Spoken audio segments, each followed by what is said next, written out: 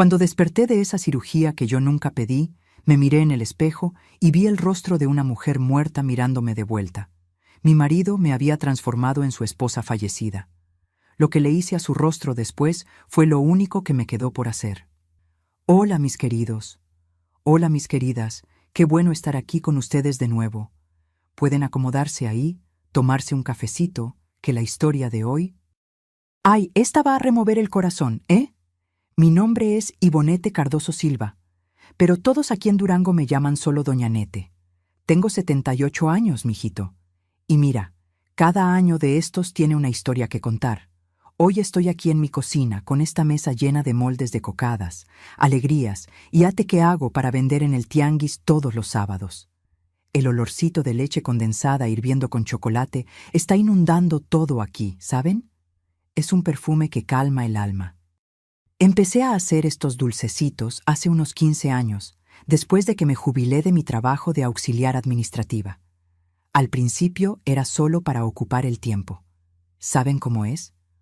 Una se queda sola en casa, los hijos ya crecidos, los nietos en la carrera de la vida moderna. Entonces pensé, Nete, necesitas hacer algo útil con estas manos.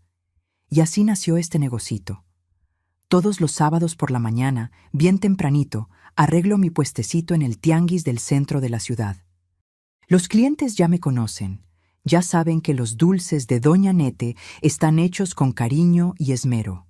Aquí estoy envuelta en mi delantal florecido, con la cuchara de palo en la mano, moviendo esta olla en la lumbre bajita para que no se queme. Aprendí a hacer dulce con mi madre, allá en el rancho donde crecí, pero eso lo cuento dentro de un ratito. Lo importante ahora es que sepan que es aquí, en esta cocina sencilla, pero limpiecita, donde encuentro mi paz.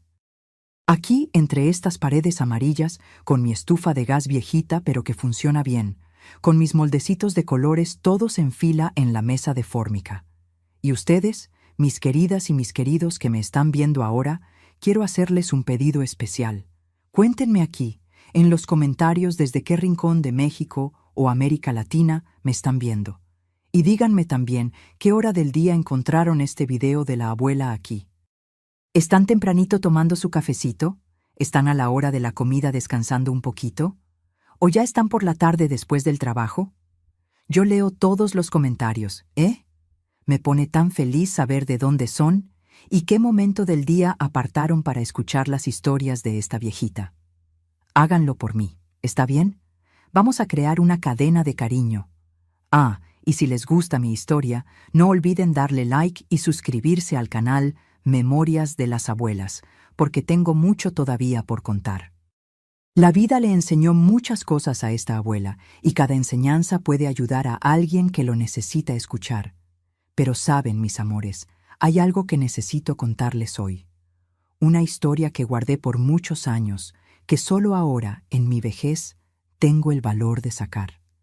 Es una historia de cuando yo era joven, sobre un amor que parecía un cuento de hadas, pero que se transformó en la peor pesadilla que alguien pueda imaginar.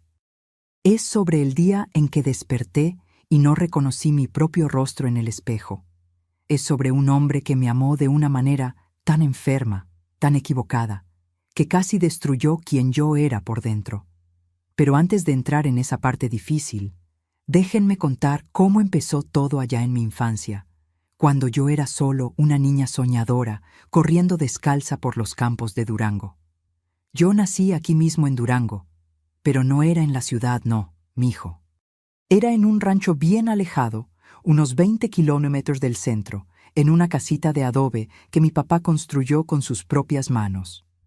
Mi papá se llamaba Olivio Cardoso, un hombre fuerte, de manos callosas, que trabajaba de sol a sol en la siembra de maíz y frijol. Mi mamá era Gersina, una mujer pequeñita, pero de una fuerza que no se imaginan. Ella cuidaba la casa, los hijos, el huerto, las gallinas, hacía queso, hacía tortillas, hacía todo lo que una familia de 7 necesitaba. Así es. Éramos 7 hijos. Yo era la tercera, justo en medio de la camada.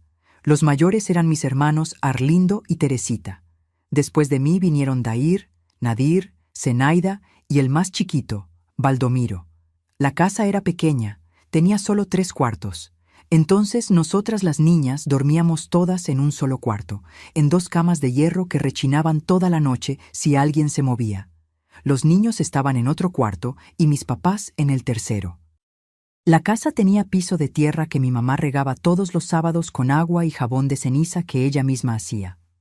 El olorcito de ese jabón casero mezclado con el agua caliente, ¡ay Dios mío!, era un perfume de limpieza que nunca más sentí igual. La cocina era el corazón de la casa con una estufa de leña grandota, donde mi mamá pasaba el día entero. Había una mesa larga de madera donde todos nos sentábamos para las comidas, siempre al mismo tiempo, siempre juntos. Mi papá insistía en eso. Recuerdo que despertábamos con el canto del gallo antes de que saliera el sol. Mi papá ya estaba de pie, preparando las cosas para ir al campo. Nosotros, los niños, teníamos nuestras obligaciones. Las niñas ayudábamos a mamá con la casa y con los animales del patio. Yo adoraba cuidar las gallinas, echarles maíz por la mañana temprano, buscar los huevos en los nidos. Había una gallina pintita que era mi favorita. Le puse nombre. La llamaba Mimosa. Me seguía por el patio, parecía un perrito. Los niños iban con mi papá a la siembra, pero solo cuando ya estaban más grandecitos. Arlindo empezó a trabajar en el campo como a los 10 años. Mi papá decía, el hombre tiene que aprender a ganarse el pan con el sudor de su frente desde chico. Pero con las niñas era más protector. No quería que agarráramos mucho sol o hiciéramos trabajo pesado. Las niñas tienen que estudiar, tienen que ser diferentes, decía. La escuela. Era una escuelita rural bien sencilla, de un solo salón, con pupitres de madera viejitos y una maestra que se llamaba Doña Hortensia. Para llegar allá, yo y mis hermanos caminábamos 3 kilómetros a pie todos los días. En el invierno, cuando hacía ese frío de esos de la sierra, íbamos envueltos en sarapes de lana que mi mamá tejía. En el verano íbamos en guaraches, con el sol quemando en la cabeza, pero era bonito, ¿saben? Íbamos platicando, jugando por el camino, agarrando guayabas del árbol cuando había, parando a ver pajaritos. Me gustaba mucho estudiar. Era buena alumna. La maestra siempre elogiaba mi letra bonita y mi lectura. Yo soñaba con seguir estudiando, hacer la secundaria en la ciudad, quién sabe hasta ser maestra algún día. Mi mamá apoyaba ese sueño. Decía, Nete, tú eres inteligente, no te vas a quedar solo en el rancho como yo me quedé. Pero era difícil, ¿no?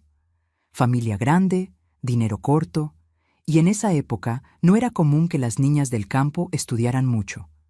Las tardes de domingo eran las mejores. Después de la comida, que siempre era especial, mi papá mataba una gallina. Mi mamá hacía arroz rojo o un guisado bien condimentado. Teníamos tiempo libre. Mis hermanas y yo jugábamos con muñecas de trapo que mi mamá cosía para nosotras. Jugábamos a la casita debajo del árbol de higos grande que había en el patio.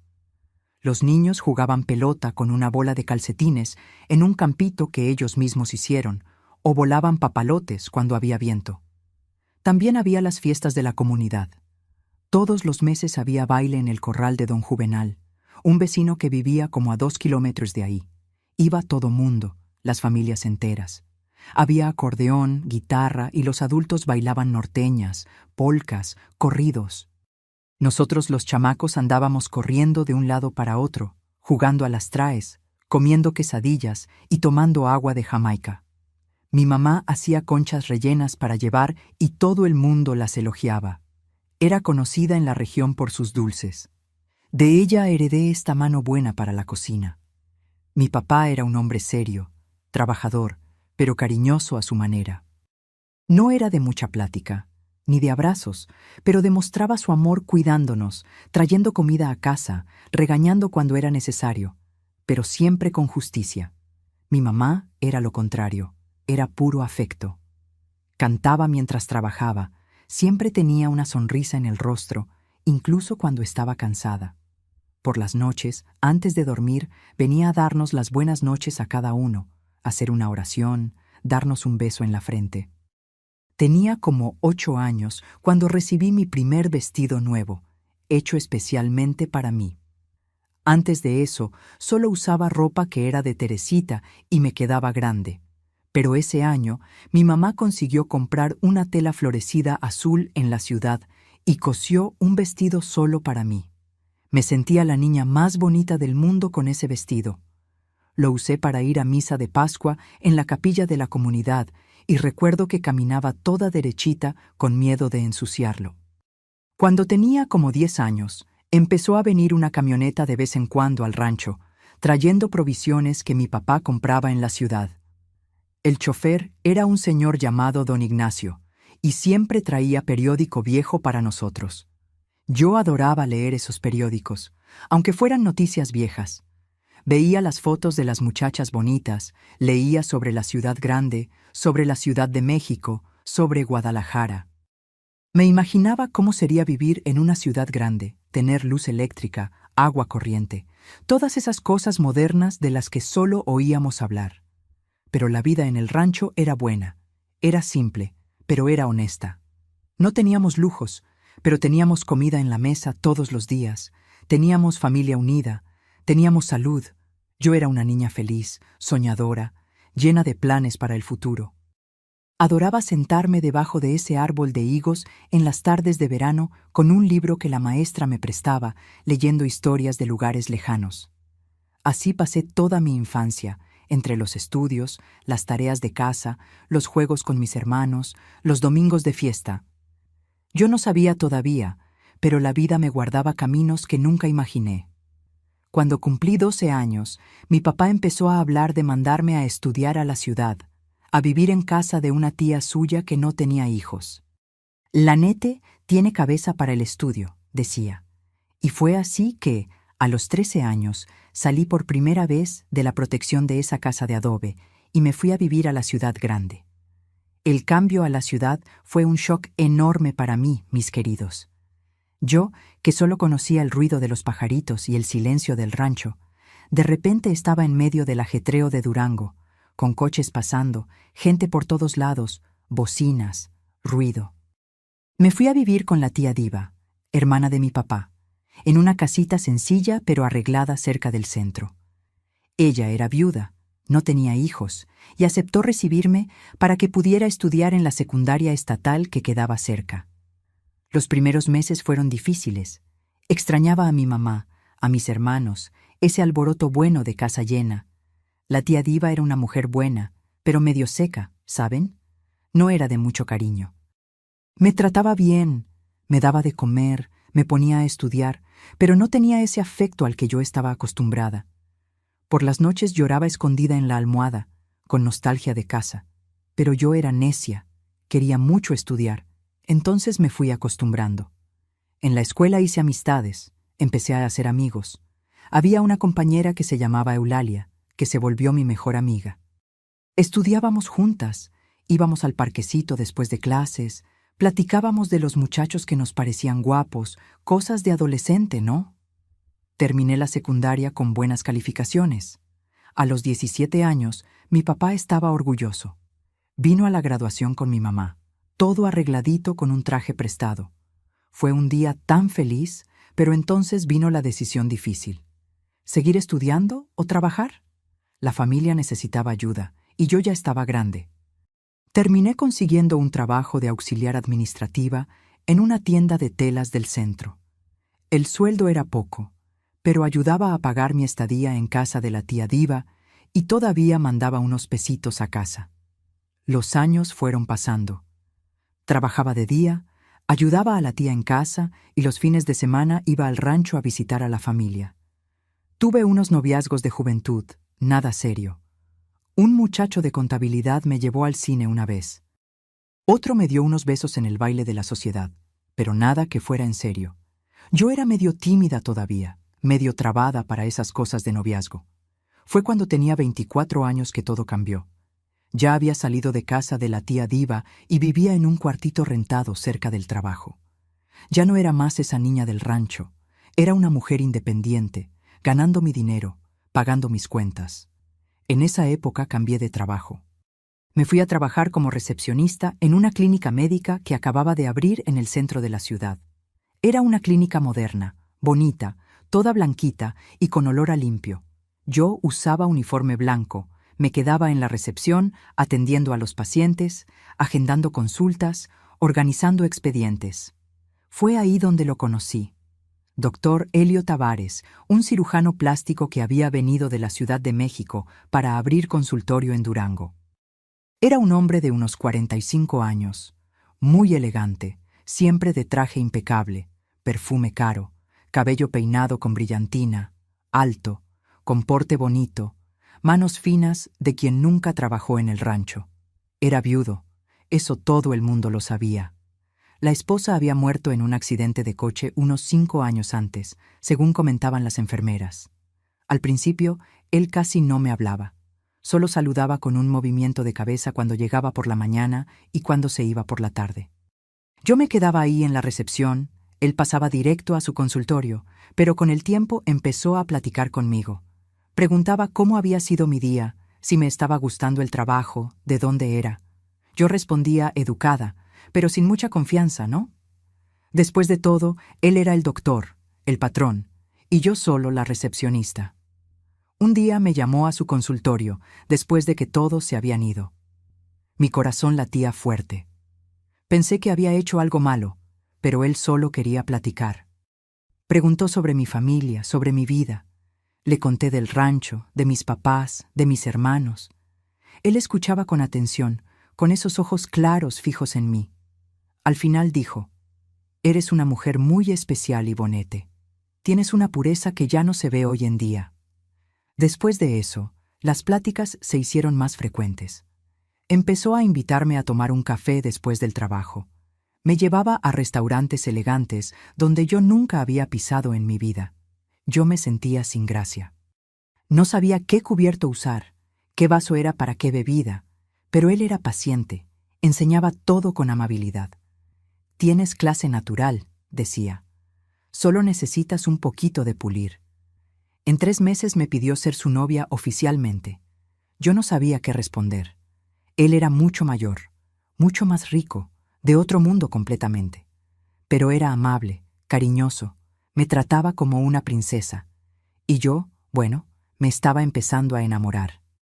Me daba regalos caros, me llevaba a lugares bonitos, me hacía sentir especial. Por primera vez en la vida, me sentí importante para alguien que no era mi familia. Le avisé a mis papás. Mi papá desconfió. «Ese hombre es muy viejo para ti, Nete, y muy rico. Gente así no se casa con gente como nosotros». Pero mi mamá, pobrecita, lo vio bonito. «Si te trata bien, hija, y tú lo quieres, entonces está bien». El noviazgo duró 6 meses, y fue en ese periodo que empezaron las cosas extrañas. Pero yo estaba tan encantada que no vi el peligro. Empezó a regalarme ropa, vestidos bonitos, caros, pero anticuados, modelos que ya nadie usaba, tipo de los años 40, 50. Me parecía raro, pero él decía: «Es un estilo clásico, elegante, la moda moderna es vulgar». Yo me los ponía para complacerlo. Después empezó con el cabello. Yo siempre fui morena, cabello castaño oscuro, lacio. Él miraba mi cabello y suspiraba. Un día dijo: «¿Ya pensaste en pintártelo de rubio? Creo que te quedaría hermoso». Yo reí. Dije que no era mi estilo, pero él insistía. Todo el tiempo tocaba el tema. Solo para probar, amor, para mí. Siempre me han parecido tan bonitas las mujeres rubias. También estaba ese cuadro. En su casa, una mansión preciosa en la parte alta de la ciudad, había un cuadro enorme en la sala. El retrato de una mujer rubia, hermosa, con vestido antiguo, sonrisa suave. Era Clarice, su esposa fallecida. Siempre que iba allá, sentía esos ojos pintados siguiéndome. Él a veces se quedaba parado mirando ese cuadro por minutos, como si estuviera en trance. Yo intentaba llamarlo, pero era como si no me oyera. Una noche pregunté: «Todavía la amas mucho, ¿verdad?». Me miró con una expresión extraña, casi aterradora. «El amor verdadero nunca muere, Ivonete. Solo se transforma, encuentra nuevos caminos». No entendí lo que quiso decir, pero esas palabras me dieron un escalofrío. Aún así, cuando me pidió matrimonio, en mi cumpleaños 25, acepté. Se arrodilló con un anillo de diamante enorme, me llamó su salvación, y yo dije, sí. Mi mamá lloró de alegría. Mi papá se quedó callado. Eulalia, mi amiga, me llevó a un rincón y dijo, Nete, ¿estás segura? Ese hombre es raro. Clarisse murió en circunstancias sospechosas, ¿sabías?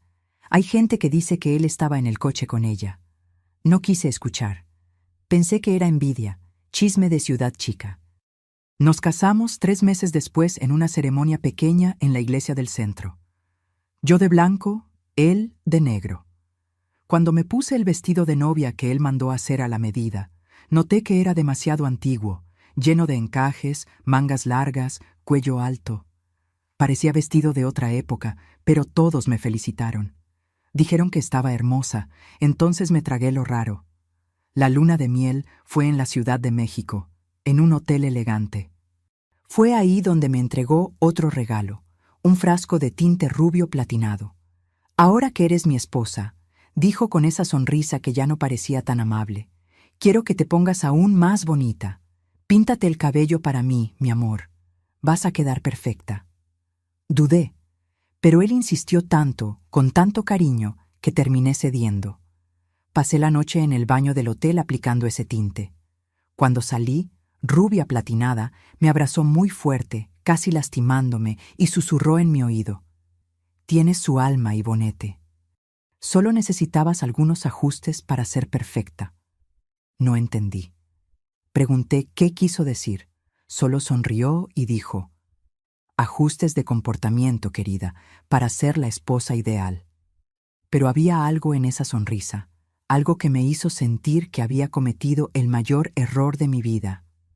Los primeros meses de casada fueron como vivir un sueño que poco a poco se va transformando en pesadilla, pero tan despacio que no te das cuenta cuándo empezaste a tener miedo. Yo vivía ahora en esa mansión enorme, llena de habitaciones silenciosas y muebles antiguos. La casa olía a naftalina y perfume caro, un olor que me mareaba, pero que tenía que fingir que me gustaba. Elio tenía una rutina muy específica. Se levantaba a las 6 de la mañana, tomaba café solo, leyendo el periódico. Yo no podía sentarme con él en ese momento. Decía que necesitaba concentración matinal. Después se iba a la clínica y solo regresaba al final de la tarde.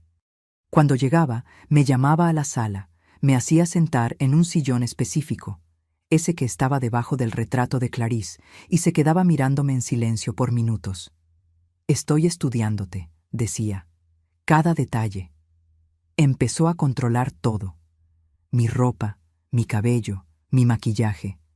Todas las mañanas separaba lo que yo debía ponerme. Siempre esos vestidos anticuados, siempre en tonos pastel, siempre con esas joyas pesadas que habían sido de Clarisse. Usa el collar de perlas de ella, ordenaba. Usa los aretes de esmeralda, eran sus favoritos. Cuando me quejaba de que el estilo no combinaba conmigo, se ponía frío, distante. Prometiste ser mi esposa perfecta, Ivonete. Eso significa confiar en mi juicio. Poco a poco me fue aislando. Cuando Eulalia me llamaba, él se quedaba al lado, escuchando toda la conversación de brazos cruzados. Después decía, ella no es buena compañía para ti. Habla demasiado, te influye mal. Prohibió mis visitas al rancho. Tu familia es muy simple. Estás en otro nivel ahora. Ya no necesitas eso. Yo lloraba escondida, extrañando a mi mamá, a mis hermanos, mi vida de antes. Me hacía hablar como hablaba Clarisse. Hasta tenía grabaciones en casete de la voz de ella que ponía para corregirme. Más suave, Ivonete. Ella tenía una voz más dulce. Inténtalo de nuevo. Me sentía como una muñeca siendo moldeada, una actriz memorizando un papel que no era mío. Por las noches me contaba historias de Clarisse, cómo se conocieron, los lugares que frecuentaban, las cosas que a ella le gustaban. Ella amaba las rosas blancas, decía, y al día siguiente llenaba la casa de rosas blancas, aunque yo era alérgica y estornudaba todo el día. Ella tocaba piano, decía, y me obligaba a tomar clases de piano con un profesor que venía a casa 2 veces por semana, aunque yo no tenía ningún talento para la música. Un día, Unos 6 meses después de la boda, me estaba mirando en el espejo del cuarto. Miré mi reflejo, rubia platinada, con esa ropa antigua, ese maquillaje pesado que me hacía usar y no me reconocí.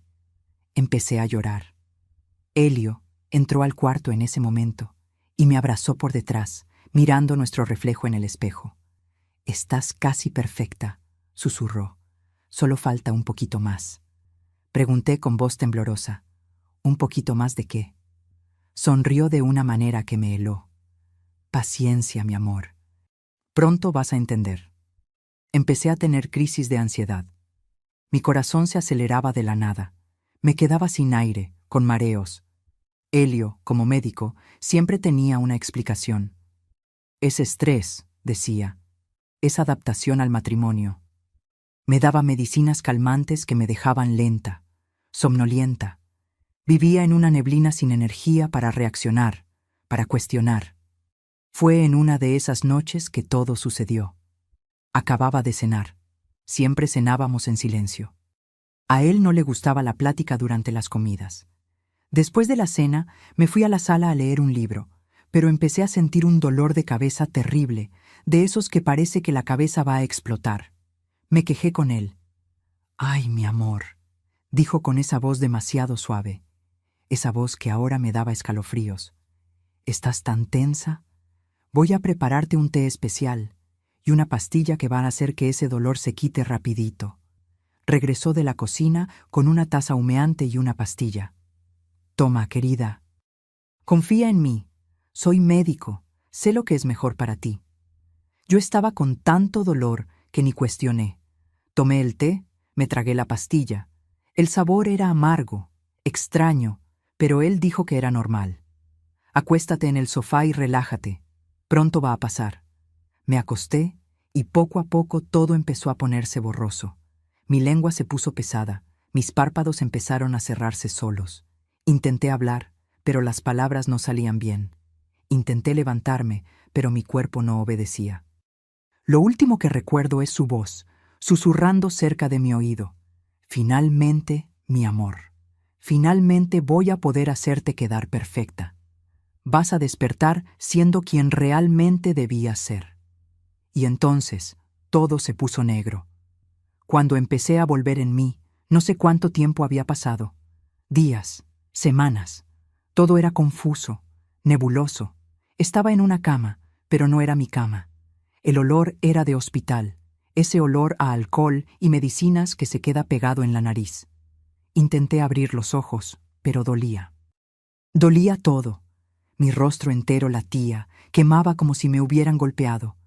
Intenté levantar la mano para tocar mi rostro, pero mis brazos estaban débiles, pesados, y tenía agujas en los 2 brazos con tubos conectados a sueros. Logré gemir, y pronto escuché pasos. Era él. Elio vino corriendo hacia mí con esa sonrisa en el rostro, pero una sonrisa enferma de quien está viendo algo maravilloso. «Despertaste. Gracias a Dios, mi amor.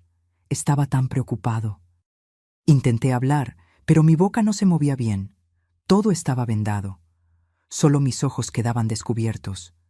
Logré hacer un sonido, un gemido de pregunta. Él tomó mi mano. «Te caíste de la escalera, querida. ¿No recuerdas? Fue un accidente terrible. Tu rostro quedó muy lastimado.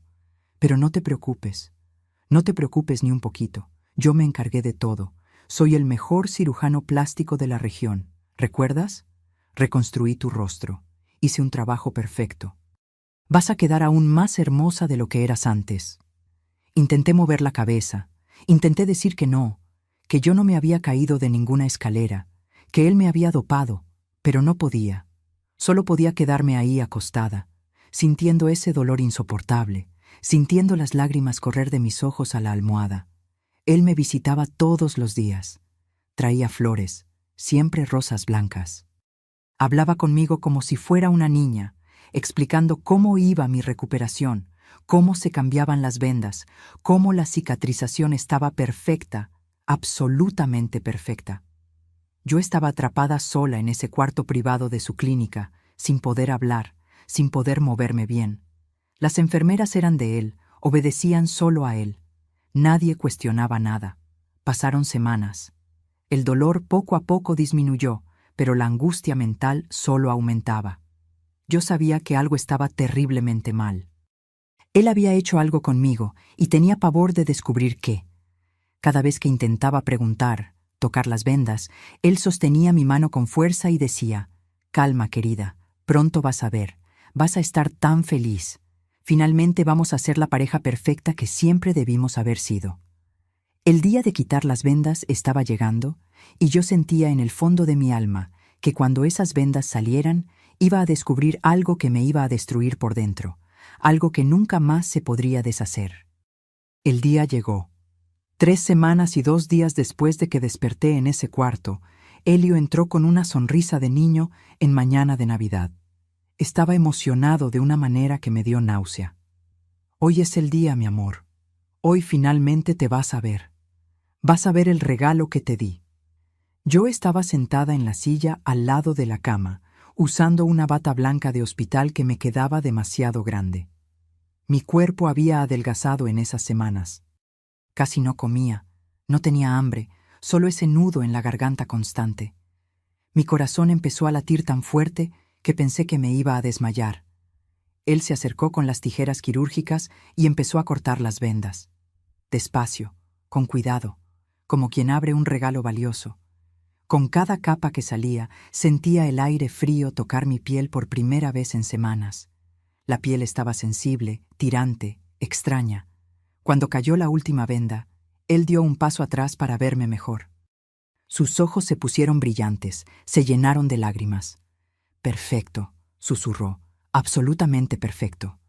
Levanté la mano despacio y toqué mi rostro. La textura estaba diferente, la forma estaba diferente, todo estaba diferente. «Yo quiero ver». Logré hablar, mi voz saliendo ronca de tanto tiempo sin usar. «Claro, mi amor, claro que quieres ver». Salió corriendo y volvió con un espejo de mano, de esos con mango dorado antiguos. El mismo espejo que estaba en el tocador de Clarice. Yo lo había visto guardado en un armario de la casa. Sostuvo el espejo frente a mi rostro y yo miré. Por un momento, mi cerebro no procesó lo que estaba viendo. Era como si estuviera mirando la foto de otra persona. La nariz no era mi nariz. Era más pequeña, más respingada, con una curvatura diferente. Los pómulos estaban más altos, más prominentes. La barbilla era otra, más puntiaguda. Los ojos, Dios mío, los ojos. Había tocado mis ojos. De alguna manera había jalado la comisura de ellos, dejándolos más jalados hacia arriba, más almendrados. Y entonces entendí. Mi mirada fue directo al cuadro gigante que había ahí en la pared de ese cuarto también, porque él había puesto un retrato de Clarice hasta ahí. Miré al cuadro, miré al espejo. Cuadro, espejo. Clarice, yo. Clarice, yo. El mismo rostro. Exactamente el mismo rostro. El grito que salió de mí fue de un lugar que no conocía dentro de mí. Un grito de animal herido, de desesperación pura. Tiré el espejo al piso, donde se hizo 1000 pedazos, y me llevé las manos al rostro, arañando, intentando arrancar esa piel que no era mía, ese rostro que no era mío.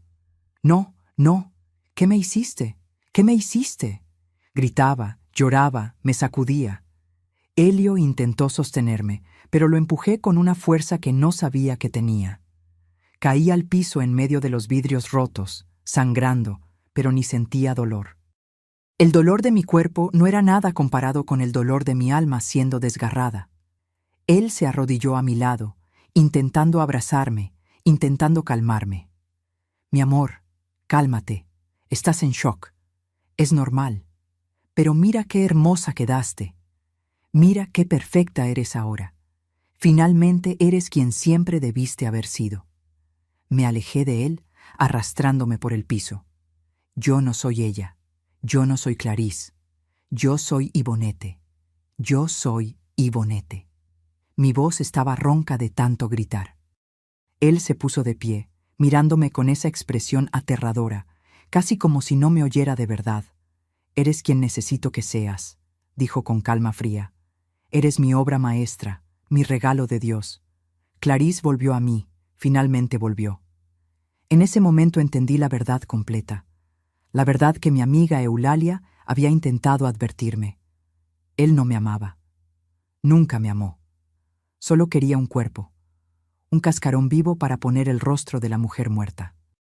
Yo era solo un pedazo de carne para ser moldeado, esculpido, transformado. No era una persona para él, era un proyecto, una muñeca de carne y hueso. Las enfermeras vinieron corriendo con el ruido. Elio ordenó que me sujetaran, que me dieran un sedante. Está en crisis posquirúrgica, explicó con esa voz profesional. Es normal, va a pasar. Me sujetaron mientras él aplicaba la inyección. Intenté luchar, pero estaba muy débil. Sentí el líquido quemando en mi vena, y poco a poco todo se fue poniendo lento, pesado, distante. Antes de desmayarme, miré sus ojos una última vez y vi que no había ninguna chispa de humanidad ahí, solo obsesión, solo locura. Cuando desperté de nuevo, estaba de vuelta en la mansión, en nuestra cama. No sé cuánto tiempo había pasado. Podían ser horas, podían ser días. Estaba usando uno de los vestidos de Clarisse. El cabello estaba peinado igual al de ella en la foto. Hasta el maquillaje estaba igual. Él me había arreglado mientras dormía, como si fuera una muñeca. Me levanté despacio y fui al baño. Me miré en el espejo de nuevo, esta vez con más calma, dejando que la realidad entrara. Ese era mi rostro ahora, para siempre. Él había robado mi identidad, había borrado quien yo era. Ivonete, la niña del rancho, la hija de Olivio y Gersina, había desaparecido. En su lugar había una copia de una muerta. Me senté en el piso frío del baño y lloré. Lloré hasta no tener más lágrimas. Lloré por mi vida perdida, por mi familia que ya no veía, por mi libertad que había sido robada. Lloré por la ingenuidad de haber creído en un hombre que solo veía en mí un objeto a ser transformado. Pero entonces, en medio de ese llanto, algo cambió dentro de mí.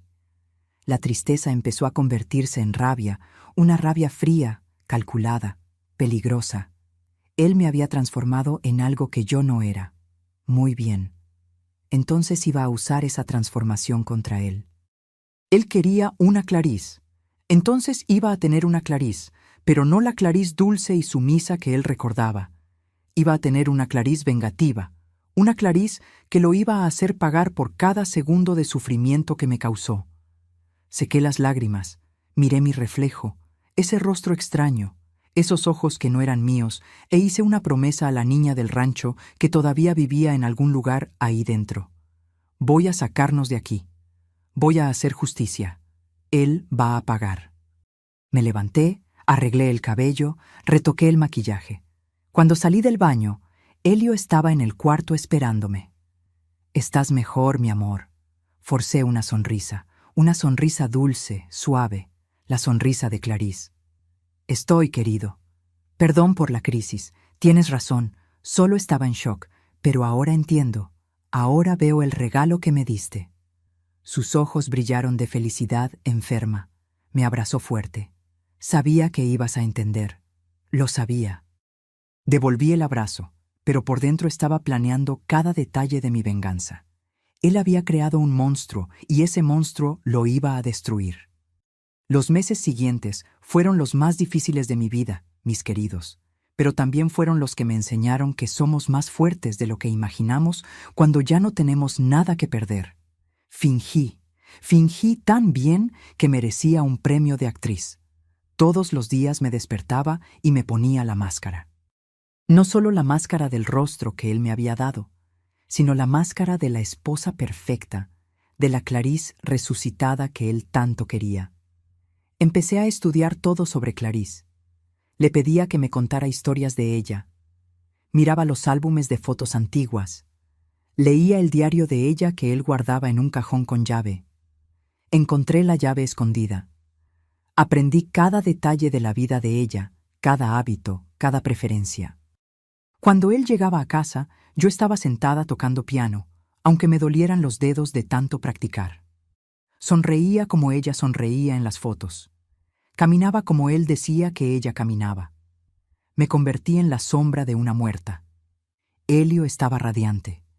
Pensó que lo había logrado, que su experimento enfermo había funcionado. Bajó la guardia, dejó de vigilarme tanto, dejó de cerrar las puertas con llave, empezó a dejarme sola en casa cuando iba a la clínica. «Ya estás perfecta, mi amor», decía todos los días. «Finalmente tengo a mi Clarice de vuelta». Yo usaba ese tiempo sola para planear. Revisé la casa entera. Descubrí que tenía una oficina en la parte de atrás con llave, donde guardaba sus instrumentos quirúrgicos. Le gustaba limpiarlos en casa. Decía que las empleadas de la clínica no lo hacían bien. Encontré la llave de esa oficina también. La escondía en una maceta de la sala. Los hombres inteligentes siempre piensan que son demasiado listos para ser descubiertos. Entré a esa oficina varias veces mientras él no estaba. Era un lugar aterrador. Había bisturíes de todos los tamaños, tijeras quirúrgicas, pinzas, agujas, hilos de sutura. Había también frascos de medicamentos anestésicos, sedantes. Y había fotos, docenas de fotos de Clarice esparcidas por la mesa, por la pared, y al lado de ellas fotos mías de antes y después. Él había documentado toda la transformación con fotos clínicas. Había hasta un cuaderno donde escribía, detallando cada procedimiento que me había hecho, cada corte, cada cambio. Leer eso fue como recibir puñaladas, pero necesitaba leer. Necesitaba saber exactamente lo que me había hecho. Descubrí también otra cosa terrible. En el fondo de un cajón había un reporte policíaco viejo sobre la muerte de Clarice. Ella no había muerto en accidente de coche, como él decía. Había muerto en casa de causas desconocidas, pero el reporte indicaba sospecha de envenenamiento. La investigación fue archivada por falta de pruebas, pero estaba claro que él había sido el principal sospechoso. Clarice había intentado dejarlo, había descubierto que él era obsesivo, controlador, peligroso. Y él no la dejó irse. Si no podía tenerla viva, la iba a mantener muerta para siempre, a través de otra persona, a través de mí. En ese momento, sosteniendo ese reporte en las manos, entendí que no solo estaba luchando por mi libertad, estaba luchando por la justicia que Clarice nunca tuvo. Estaba luchando por todas las mujeres que ese monstruo podría hacer víctimas en el futuro. Tenía que detenerlo de una manera en que nunca más pudiera hacerle daño a nadie. Empecé a robar pequeñas dosis de sus medicamentos, gotas del sedante aquí, un poquito del anestésico allá. Él ni se daba cuenta, tenía tanto inventario. Guardaba todo escondido en mi cajón de ropa interior, en el fondo enrollado en un pañuelo. Estudié las dosis en el libro de farmacología de él. Necesitaba saber exactamente cuánto usar para que quedara inconsciente, pero no muriera. No, la muerte era poco para él. La muerte sería demasiado fácil. 3 meses después de la cirugía, llegó el aniversario de la muerte de Clarice. Elio estuvo melancólico todo el día. Por la noche, abrió una botella de vino caro, ese vino especial que guardaba desde cuando ella estaba viva. «Vamos a brindar», dijo, «por los nuevos comienzos, por el regreso de mi amada». Brindé con él, tomé un sorbo de mi copa, fingí beber más de lo que bebí. Él, sin embargo, bebió de verdad, copa tras copa. Mientras más bebía, más hablaba. Contaba cómo había planeado mi transformación desde el primer día que me vio. «Cuando entraste a esa clínica, lo supe de inmediato», confesó borracho. «Tenías la estructura ósea perfecta, la estatura correcta, la edad correcta. Era como si Dios te hubiera enviado a mí. Solo necesitaba ajustar los detalles». Escuchar eso me dio náusea, pero mantuve la sonrisa. «Eres un genio», dije pasando la mano por su cabello. «Un artista». Sonrió orgulloso. Bebió más. Cuando empezó a hablar arrastrando las palabras, sugerí: «Vamos a tu oficina, puedes mostrarme tus instrumentos, explicarme cómo hiciste cada parte del procedimiento». Sus ojos brillaron. Le encantaba hablar de su trabajo. Fuimos a la oficina. Se sentó en el sillón grande de cuero y empezó a explicarme, tomando cada instrumento, cada bisturí, demostrando en el aire cómo había cortado, cómo había cosido. Estaba tan entretenido, tan borracho, tan confiado, que ni notó cuando me posicioné detrás de él. Tomé su copa, que estaba por la mitad, y mientras él gesticulaba animado, vertí ahí el contenido de las ampollas que había juntado durante meses. Revolví discretamente con el dedo. «Otro brindis», dije, entregándole la copa de vuelta, «por el mejor cirujano del mundo». Bebió todo de un trago. Algunos minutos después empezó a parpadear despacio. Me estoy sintiendo raro». Su cabeza se inclinó hacia adelante, los brazos se pusieron flojos. Estaba inconsciente, no muerto. Había calculado bien, pero profundamente sedado. No iba a despertar en las próximas 8 horas. Respiré profundo. Era ahora. Ya no había vuelta atrás. Tomé sus instrumentos, los mismos instrumentos que usó en mí. Tomé también el ácido fenólico que usaba para peelings profundos, un ácido tan fuerte que quema hasta la dermis, dejando cicatrices permanentes. Lo miré desvanecido ahí, tan vulnerable, tan a mi merced, igual que él me dejó, igual que me hizo. Sentí la rabia subir por mi garganta. «Robaste mi rostro», susurré. «Ahora voy a marcar el tuyo para que todo el mundo sepa qué tipo de monstruo eres». Empecé el trabajo con el bisturí más fino. Fui escribiendo en su frente, presionando profundo en la piel. Tenía que ser lo suficientemente profundo para que la cicatriz quedara para siempre. La palabra asesino, letra por letra, con las manos firmes, aunque temblaba por dentro.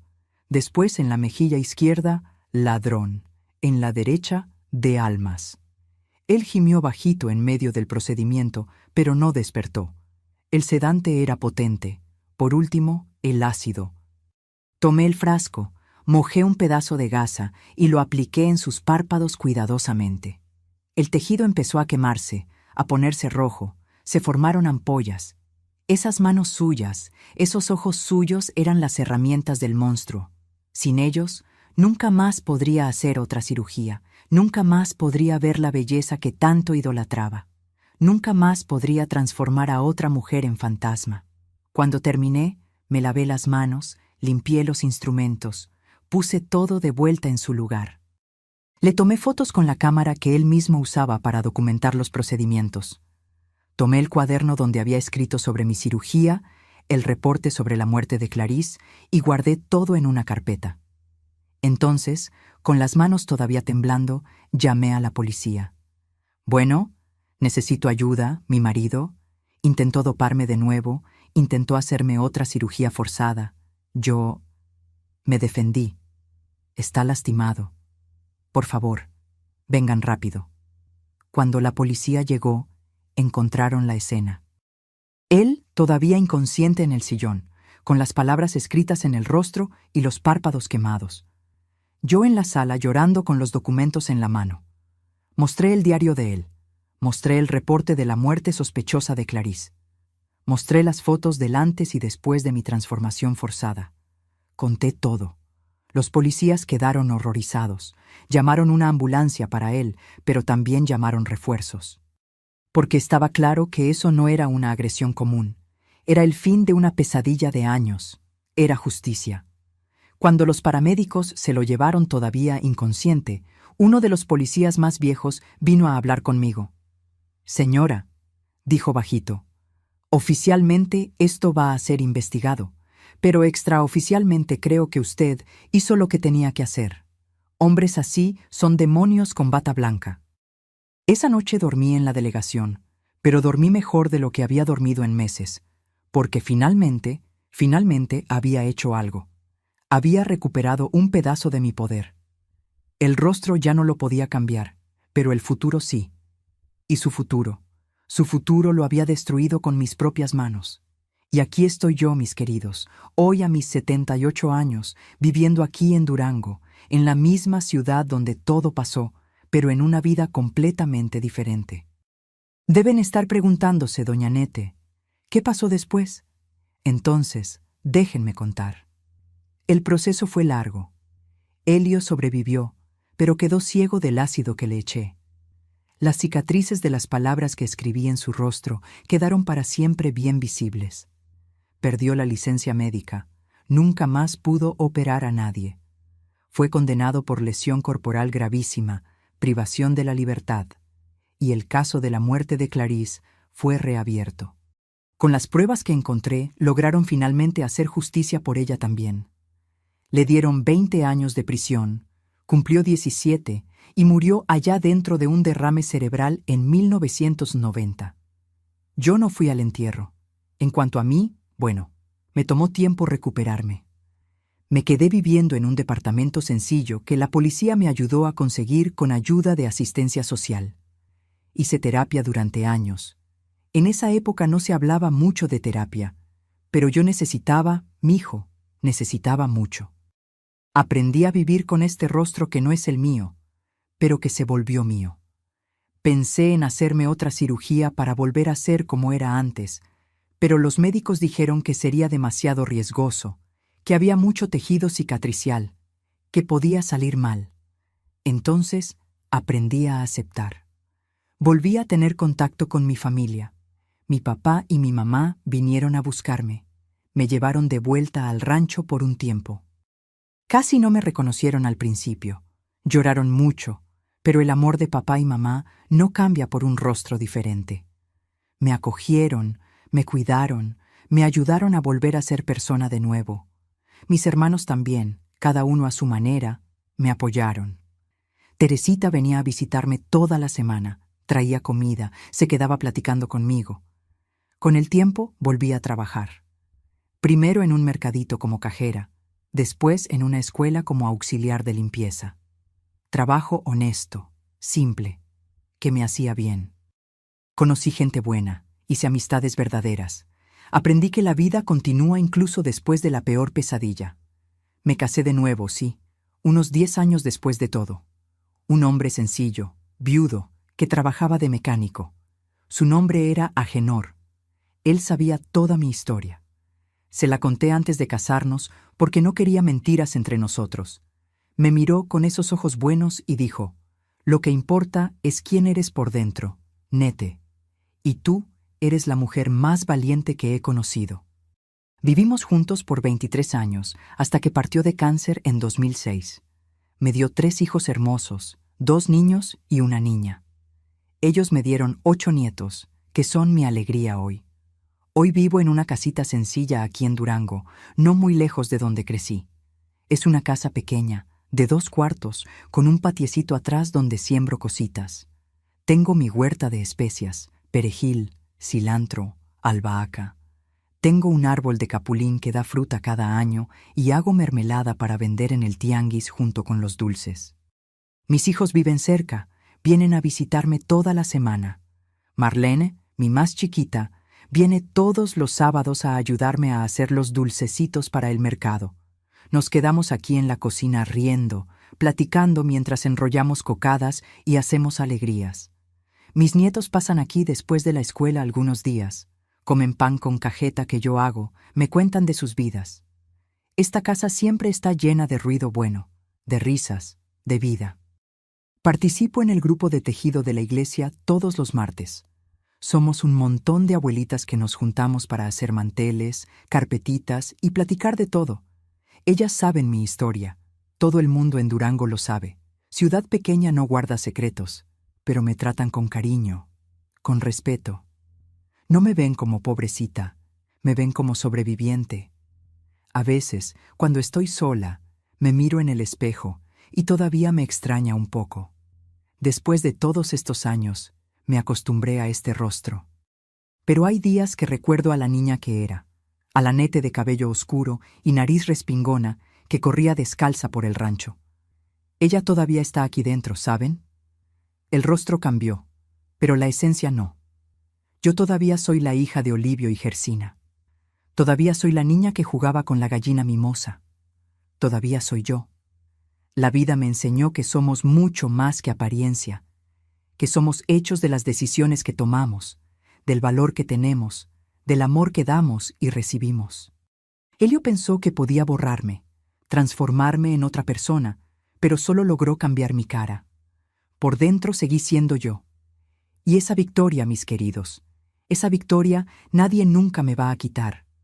¿Saben qué aprendí en estos 52 años desde esa noche? Que el mayor peligro no viene de quien te golpea, viene de quien te borra, de quien va quitando pedacitos de ti día tras día, hasta que no queda nada de la persona que eras.